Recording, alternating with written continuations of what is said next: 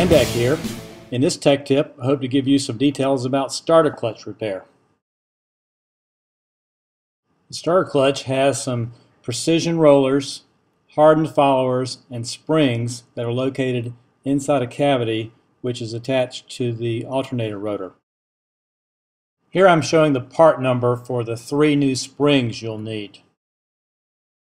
And here's the part number for the 3 hardened followers. And finally, here's the part number for the 3 rollers that you'll need. Getting the rollers, springs, and followers back into position is not very difficult, but getting the entire assembly back onto the alternator rotor can be a little bit tough. I'm going to show a video clip in a moment that will help with that. There's some tricks that will make that a lot easier. But before I do that, I need to spend a moment debunking a fairly common myth about GL1000 starter chains.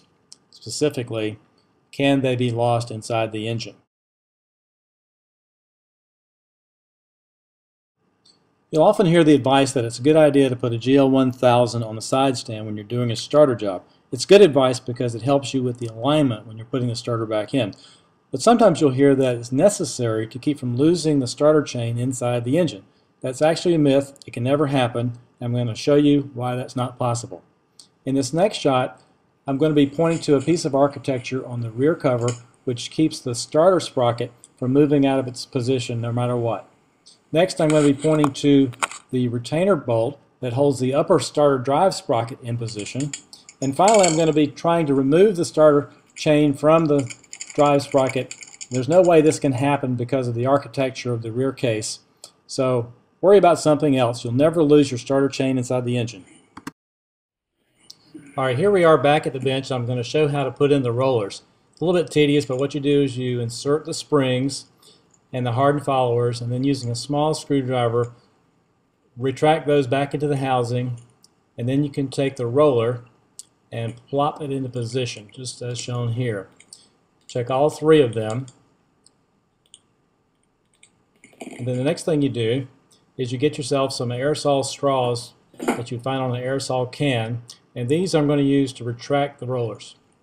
Using my small screwdriver again, I pull the rollers back and insert the small sections of aerosol straw. The sections are about 2 inches long. Now I'm going to put some lubricating oil on all 3 rollers. And next I'll put some oil on the starter sprocket and on the spline shaft. Now very carefully take the entire assembly, making sure you don't disturb the rollers, and very carefully bring it up to the engine and gently place it onto the splines. If you hold your mouth just right, they'll slide home just as shown there. Next, you take your long needle nose pliers and pull out the 3 straws very carefully. There's the second one, and there is the third one.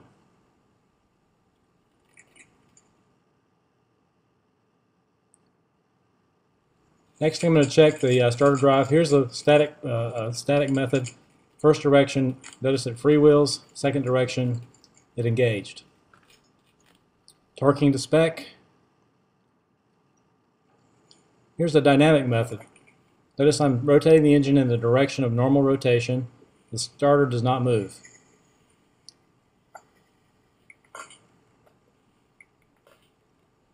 And now, next I'm going to reverse and rotate in backwards, and in rotating the engine backwards, you notice that the starter does move. This is correct.